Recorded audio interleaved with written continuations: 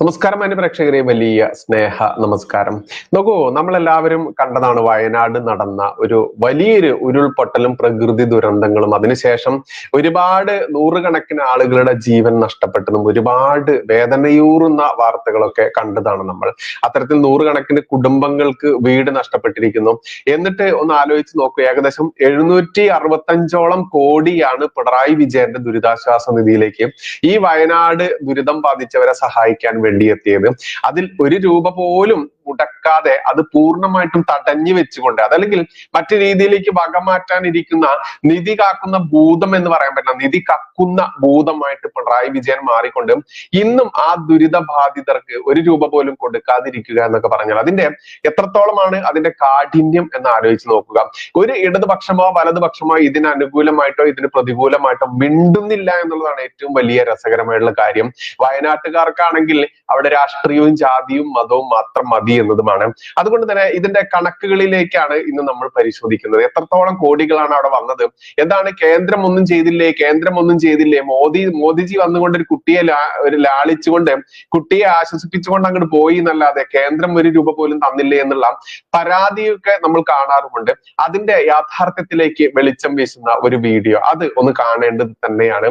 ഷാജി മോൻ ചൂരൽമല എന്ന് പറയുന്ന ഈ ദുരന്ത ബാധിത പ്രദേശത്തെ ഒരു സഹോദരൻ, നമ്മുടെ എല്ലാം പ്രിയപ്പെട്ട ഷാജിയേട്ടൻ, അദ്ദേഹം പറയുന്ന വാക്കുകൾ ഒന്ന് കേൾക്കേണ്ടതുണ്ട്. അത് കേട്ട് നോക്കാം. കാരണം വസ്തുതകൾ വെച്ചുകൊണ്ടാണ് അദ്ദേഹം സംസാരിക്കുന്നത്. വെറുതെ വളവള എന്ന് ഇടതുപക്ഷത്തിന്റെ ആളുകൾ ചാനലുകളിൽ വന്ന് തള്ളുന്നത് പോലെയുള്ള തള്ളല്ല, കൃത്യമായ കണക്കുകൾ സഹിതം അദ്ദേഹത്തിന്റെ വാക്കുകൾ കേട്ട് നോക്കാം. നമുക്കത് ഗംഭീരമാണ്, കണ്ടു നോക്കാം. വയനാട് ദുരന്തം ഉണ്ടായതിനു ശേഷം ഡൽഹിയിൽ നിന്നൊരു താടിക്കാരൻ ചൂരൽമലയിൽ വന്ന് ഒരു കുട്ടിയെ എടുത്ത് കോമാളിത്തരം കാണിച്ച് തിരിച്ചുപോയി. വയനാടിനായ എന്താണ് ചെയ്തത്? LDF-ഉം UDF-ഉം എല്ലാ സംവാദങ്ങളിലും ചോദിക്കുന്ന ഒരു ചോദ്യമാണ്, എന്താണ് കേന്ദ്ര സർക്കാർ പ്രധാനമന്ത്രി നരേന്ദ്രമോദിയും കേന്ദ്ര സർക്കാരും വയനാട് ദുരന്തബാധിതർക്ക് വേണ്ടി ചെയ്തതെന്ന്. കേരളം പറയട്ടെ, ഇതിന് കൃത്യമായി മറുപടി കൊടുക്കുന്ന ഒരു BJP നേതാവിനെയും എനിക്ക് കാണാൻ കഴിഞ്ഞില്ല. ഈ നിലമ്പൂർ ഇലക്ഷനിൽ പോലും കൃത്യമായിട്ട് ഈ ചോദ്യം വരുമ്പോൾ തപ്പിക്കളിക്കുന്ന അല്ലെങ്കിൽ എന്തൊക്കെയോ വിളിച്ച് പറയുന്ന ഒരു BJP-യുടെ രാഷ്ട്രീയ നേതൃത്വം അല്ലെങ്കിൽ ഡിബേറ്റർമാരെയാണ് എനിക്ക് കാണാൻ കഴിഞ്ഞത്. എന്തായാലും നിങ്ങൾ ഈ വീഡിയോ ഒന്ന് കാണൂ.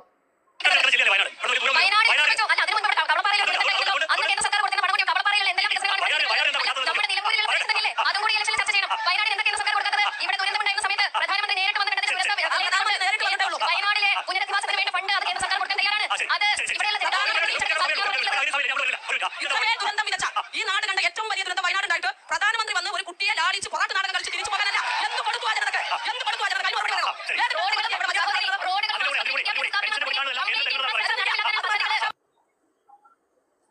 നോക്കൂ, എന്ത് വലിയ നന്ദികേടാണ് ഈ ഇവർ പറയുന്നതെന്ന്.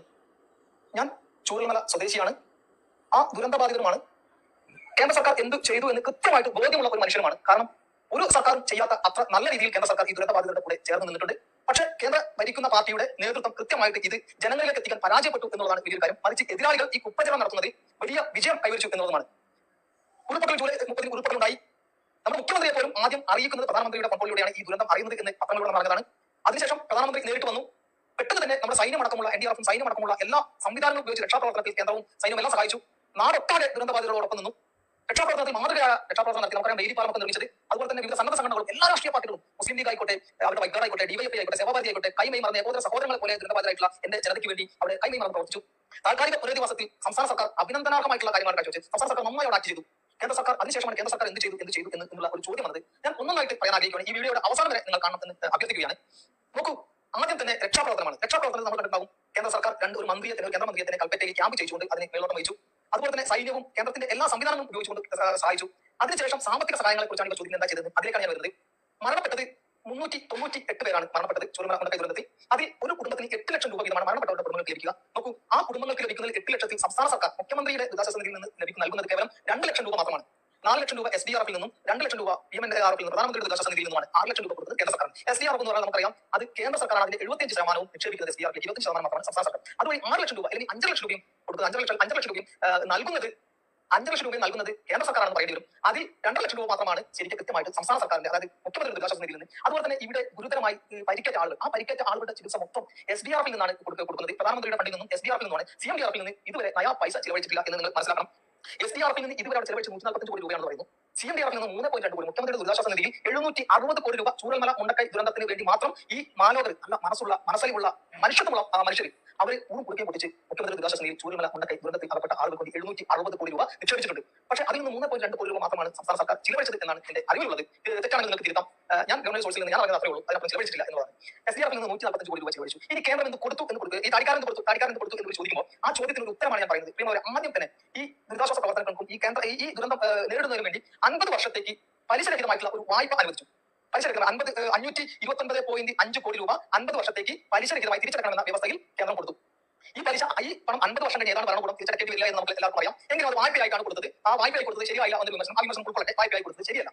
വായ്പ തിരിച്ചടക്കാൻ എന്തായാലും അതിന് കൃത്യമായി മാനദണ്ഡവും കാലാവധി നിശ്ചയിച്ചു. അതും വിവാദമായി. പക്ഷേ അതിനും കിഴവ് നൽകി സംസ്ഥാന സർക്കാർ അത് ചെയ്യട്ടെ, അത് തിരിച്ചെടുക്കുന്ന കാര്യങ്ങൾ ചെയ്യട്ടെ. അതിനപ്പുറത്ത് ഈ ദുരന്ത ബാധിതർക്ക് വീട് നിർമ്മാണം വേണം. എന്ത് ചെയ്തു എന്ന് ചോദിക്കുമ്പോൾ എന്താണ് ചെയ്യേണ്ടത് എന്ന് ചോദിക്കാം. ആ ചോദ്യം എവിടെ നിന്നും ഉയർന്നില്ല എന്നുള്ളതാണ് ഈ നുണപ്രചരണത്തിൽ ഇത്രത്തോളം ആക്കം ലഭിച്ചത് എന്ന് നിങ്ങൾ മനസ്സിലാക്കണം. എന്തായാലും ചെയ്യേണ്ടിയിരുന്നത് ദുരന്ത ബാധിതർക്ക് ധനസഹായങ്ങൾ നൽകണം, ചികിത്സാ സഹായങ്ങൾ നൽകണം. അവർക്ക് പിന്നെ മരണപ്പെട്ടവർക്ക് നൽകി ചികിത്സാ സഹായങ്ങൾ കേന്ദ്രമാണ് കൊടുക്കുന്നത്. സംസ്ഥാന സർക്കാർ നയാ പൈസ സംസ്ഥാന സർക്കാരിന് ചിലവില്ല, കേന്ദ്രമാണ് കൊടുക്കുന്നത്. വീടുകൾ വെച്ച് കൊടുക്കുന്നത് പറയുന്നു. വീടുകൾ വെച്ച് കൊടുക്കുന്നത് നമ്മുടെ എത്രയോ സർക്കാർ സ്പോൺസർഷിപ്പ് ഉണ്ട്. അതൊക്കെ നിൽക്കട്ടെ. കേന്ദ്ര സർക്കാർ ചെയ്ത കാര്യം, കേന്ദ്ര സർക്കാർ ഈ പാവങ്ങളുടെ വീട് നഷ്ടപ്പെട്ടു പോയി. അപ്പോൾ ആ വീട് നഷ്ടപ്പെട്ടു പോയ കാര്യങ്ങൾക്ക് ഇനി കേന്ദ്ര സർക്കാർ ഭാഗത്ത് നിന്ന് ഇത്രയും ആളുകൾ പ്രതിനിധീകരിക്കാൻ എന്താണ് നൽകിയത് എന്നുള്ള ചോദ്യമാണ് ഇരിക്കുന്നത്.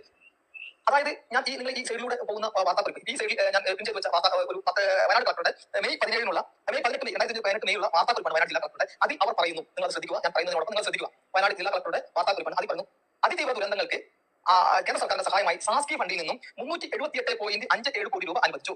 സാസ്കി ഫണ്ട് ആദ്യത്തെ 529.5 കോടി രൂപ വായ്പ കൊടുത്തതിന് പുറമെയാണ്, നിങ്ങൾ ചിന്തിക്കണം, 378.57 കോടി രൂപ സാസ്കി ഫണ്ടിൽ നിന്ന് അതിതീവ്ര ദുരന്തങ്ങൾക്കുള്ള കേന്ദ്ര സർക്കാരിന്റെ സഹായധനമായി സംസ്ഥാനത്തിന് അനുവദിച്ചു. അത് മുണ്ടക്കൈ ചൂരൽമല ദുരന്ത ബാധിതർക്ക് എങ്ങനെയാണ് സഹായകരമാകുക എന്ന് കൂടി നമ്മൾ ചിന്തിക്കേണ്ടതുണ്ട്. അതിൽ വീടുകൾ നിർമ്മിക്കാൻ അവിടെ നിർമ്മാണ പ്രവർത്തനങ്ങൾ കൽപ്പറ്റ എൽസ്റ്റൺ എസ്റ്റേറ്റിലെ നിർമ്മാണ പ്രവർത്തനങ്ങൾക്ക് 111.32 കോടി രൂപയാണ്. 111.32 കോടി രൂപ വീടുകൾ നിർമ്മിക്കാൻ, ഈ ദുരന്ത ബാധിതരെ പുനരധിവസിപ്പിക്കുവാൻ വീടുകൾ നിർമ്മിക്കാനാണ് ഈ സാസ്കി ഫണ്ടിൽ നിന്നും അനുവദിച്ച 378.57 കോടി രൂപയിലെ 111.32 കോടി രൂപ അനുവദിച്ചിരിക്കുന്നത്. വീടുകൾ നിർമ്മിക്കാൻ എത്ര വീടുകൾ? 1023 വീടുകൾ നിർമ്മിക്കും എന്നാണ് സർക്കാർ പറയുന്നത്. പക്ഷേ നിങ്ങൾ അറിയണം, കേരളത്തിലെ മാലോകർ എല്ലാവരും അറിയണം, ഇവിടുത്തെ അഭ്യസ്ത വിദ്യാർത്ഥി ജനത അറിയണം, 1023 വീടെന്ന് ഗവൺമെന്റ് പറഞ്ഞതിൽ നിന്നും താഴേക്ക് വന്ന് ഇപ്പോൾ 402 വീടുകൾ, ഇപ്പോൾ ഇവർ ഗുണഭോക്താക്കളുടെ ലിസ്റ്റ് പ്രസിദ്ധീകരിച്ചിരിക്കുന്ന 402 വീടുകൾ അനുവദിക്കും എന്നാണ്. ജില്ലാ ഭരണകൂടം ഒരു 50 പേർക്ക് കൂടി വീടുകൾ അനുവദിക്കണമെന്ന് പറഞ്ഞ് അവരെ ലിസ്റ്റ് കൊടുത്തിട്ടുണ്ട്. 48 പേർക്ക്. ആ 48 പേരെ സംസ്ഥാന സർക്കാർ അംഗീകരിച്ചാൽ പോലും 450 വീടുകളാണ് എൽസൺ എസ്റ്റേറ്റിൽ നിർമ്മിക്കേണ്ടത്. അതിൽ തന്നെ ഒരു 122ഓളം പേർ ഞങ്ങൾക്ക് ധനസഹായം മതി എന്ന് പറഞ്ഞു പോയിട്ടുണ്ട്. ധനസഹായമായി കൈപ്പറ്റുന്ന ആളുകൾക്ക് ഗവൺമെന്റ് നൽകുന്നത് 15 ലക്ഷം രൂപയാണെന്ന് നിങ്ങൾ മനസ്സിലാക്കുക. 15 ലക്ഷം രൂപ ഈ സാസ്കി ഫണ്ടിൽ നിന്ന് കേന്ദ്ര സർക്കാർ അനുവദിക്കുന്നത് 450 വീടിനാണെങ്കിൽ പോലും 111.32 കോടി രൂപ 450 വീടുകൾക്ക് ലഭിക്കുമ്പോൾ ഒരു വീടിന് 24,73,000 രൂപ ലഭിക്കുന്നു. ചൂരൽമല മുണ്ടക്കൈ ദുരന്ത ബാധിതർക്ക് വീട് വെച്ച് കൊടുക്കുവാൻ 24,73,000 രൂപ ഒരു വീടിന് കേന്ദ്ര സർക്കാർ സാസ്കി ഫണ്ടിൽ നിന്ന് നൽകുന്നു. ഇവിടെ ഓരോ വീട് വെക്കാനും സന്നദ്ധ സംഘടനകൾ സംസ്ഥാന സർക്കാരിന് 20 ലക്ഷം രൂപ വീതം കൊടുത്തിട്ടുണ്ടെന്ന് ഓർക്കുക. അതിന് പുറത്ത് 760 കോടി രൂപ CMDRF-ൽ ഈ ദുരന്തബാധിതരുടെ പേരിൽ വിവിധ സുമനസ്കരായിട്ടുള്ള ആളുകൾ, നല്ല മനസ്സുള്ള ആളുകൾ നിക്ഷേപിച്ചിട്ടുണ്ട്. കേന്ദ്ര സർക്കാർ കൊടുക്കുന്നു. അതുപോലെ ഈ എൽസൺ എസ്റ്റേറ്റിൽ വീടുകളിലേക്ക് അടിസ്ഥാന സൗകര്യ വികസനത്തിന്, അതായത് റോഡുകൾ നിർമ്മിക്കാൻ, ഇത് വലിയ 450 വീട് എന്ന് പറയുമ്പോൾ വലിയൊരു പാർപ്പിട സമുച്ചയം, അതിലേക്ക് റോഡുകൾ നിർമ്മിക്കണം, ടാർ ചെയ്തോ പോക്കറ്റ് ചെയ്തോ റോഡുകൾ നിർമ്മിക്കണം. ഇത്തരം റോഡുകൾ നിർമ്മിക്കാൻ കേന്ദ്ര സർക്കാർ 87 കോടി രൂപ കൊടുക്കുന്നു. 87 കോടി രൂപ സാസ്കി ഫണ്ടിൽ നിന്ന്. അതുപോലെ ഇത്രയും വീടുകൾ ഒരുമിച്ച് വരുമ്പോൾ അവിടെ ഒരു വൈദ്യുതിയുടെ വിതരണത്തിലുള്ള പ്രതിസന്ധി വരും. ആ പ്രതിസന്ധി പരിഹരിക്കാൻ അവിടെ 110 kV സബ്സ്റ്റേഷൻ നിർമ്മിക്കുവാൻ 13.5 കോടി രൂപ കേന്ദ്ര സർക്കാർ കൊടുക്കുന്നു. അതുപോലെ തന്നെ അട്ടമല ചുരമല റോഡാകെ തകർന്നുപോയി. ആ റോഡ് പുനർനിർമ്മിക്കുവാൻ 38 കോടി രൂപ. അതുപോലെ പുന്നപ്പുഴ നിർമ്മാണത്തിന്, പുന്നപ്പുഴയുടെ ഒഴുകി വന്ന ഈ ദുരന്താശേഷം ഒഴുകി വന്ന അത് വൃത്തിയാക്കുവാൻ വേണ്ടി കൊടുക്കുന്നത് പ്രിയമുള്ളവരെ 65 കോടി രൂപയാണ് പുന്നപ്പുഴ വൃത്തിയാക്കുവാൻ വേണ്ടി കൊടുക്കുന്നത്. എല്ലാ അർത്ഥത്തിലും ദുരന്ത ബാധിതർക്കൊപ്പം നിന്ന ഒരു സർക്കാരിനെ, ഒരു പ്രധാനമന്ത്രിയെ ഇങ്ങനെ നന്ദിയില്ലാത്ത രീതിയിൽ അവഗണിക്കുന്നതും അപമാനിക്കുന്നതും പ്രബുദ്ധരെന്ന് സ്വയം നടിക്കുന്ന ഒരു ജനതയ്ക്ക് നല്ലതല്ല എന്ന് ഓർമ്മിക്കട്ടെ. എല്ലാ അർത്ഥത്തിലും കേന്ദ്ര സർക്കാർ ഈ ദുരന്ത ബാധിതർക്കൊപ്പം ചേർന്നുണ്ട്. പക്ഷേ ദുരന്ത ബാധിതരെ എല്ലാ കാലത്തും ദ്രോഹിക്കുന്നത് ഈ സംസ്ഥാന സർക്കാരാണെന്ന് പറയാതെ വയ്യ. കാരണം 760 കോടി രൂപ ദുരന്തബാധിതരുടെ പേരിൽ പിരിച്ചു വച്ചിട്ട് പോലും പ്രിയമുള്ളവരെ അതിൽ നിന്ന് നയാ പൈസ ചിലവഴിക്കാൻ ഇവർക്ക് സാധിക്കുന്നില്ല. ആ വാടക കൊടുക്കുവാൻ വേണ്ടി ഈ 6000 രൂപ ഈ താൽക്കാലിക പുനരധിവാസത്തിൽ വീട് അനുവദിച്ച 6000 രൂപ ഒരു കുടുംബത്തിന് വാടക കൊടുക്കുന്നു. ആ വാടക കിട്ടാൻ പോലും സമരം ചെയ്യേണ്ടി വരുന്ന ഒരു അവസ്ഥയിലാണ് അവിടുത്തെ ദുരന്തബാധിതർ. അതുപോലെ ഒരു കുടുംബത്തിന് 2 പേർക്ക് 300 രൂപ വെച്ച് 9,000 രൂപ ഒരാൾക്ക് കൊടുക്കുന്ന ഒരു സംവിധാനം ഉണ്ടായിരുന്നു. അതിലും ആളുകളെ ചുരുക്കി കൊണ്ടുവന്ന് ഇന്ന് കേവലം 600-620 ആളുകളെ ഒതുക്കിയിരിക്കുന്നു. എങ്ങനെയാണ് ഈ ദുരന്തത്തെ ഉപയോഗിച്ചുകൊണ്ട് സാമ്പത്തിക പ്രതിസന്ധി തരണം ചെയ്യുക എന്നാണ് നോക്കുന്നത്. ഈ ലോട്ടറിയുടെ പേരിൽ, മദ്യത്തിന്റെ പേരിൽ മലയാളികളെ പറ്റിക്കുന്നവരെ ഈ ദുരന്തബാധിതരെയും കബളിപ്പിക്കുവാനാണ് സർക്കാർ ശ്രമിക്കുന്നത്. നയാ പൈസ സംസ്ഥാന സർക്കാർ ഈ ദുരന്തബാധിതർക്ക് വേണ്ടി ചെലവഴിക്കുന്നില്ല എന്ന് നിങ്ങൾ ഓർക്കുക. കേന്ദ്ര സർക്കാർ എന്ത് ചെയ്തു എന്നല്ല ചോദിക്കേണ്ടത്. കേരളീയ പൊതുസമൂഹം ചോദിക്കേണ്ടത് കേന്ദ്ര സർക്കാർ എന്ത് ചെയ്തു എന്നാണ്.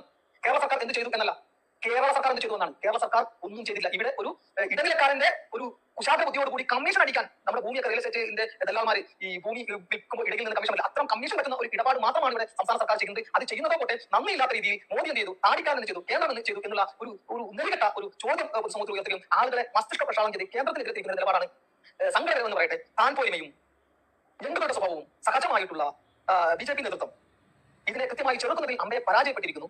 എന്ന് പറയാതെ വയ്യ. എന്തായാലും യാഥാർത്ഥ്യം നിങ്ങൾ മനസ്സിലാക്കുക. കേന്ദ്ര സർക്കാർ ദുരന്തബാധിതരെ അങ്ങേയറ്റം സഹാനുഭൂതിയോടുകൂടി സംരക്ഷിച്ചുകൊണ്ട് അത് നമ്മുടെ ദൗർഭാഗ്യം എന്തെന്ന് വെച്ചാൽ ഒരു ഫെഡറൽ സംവിധാനത്തിൽ കേന്ദ്ര സർക്കാർ ഇവിടെ നേരിട്ട് പുനരവസ്ഥയിൽ ഇടപെടാൻ കഴിയില്ല. പണം നൽകുവാനേ കഴിയുള്ളൂ. ആ പണം കൃത്യമായി ഇവർ വിനിയോഗിക്കുമോ എന്ന് കണ്ടറിയണം.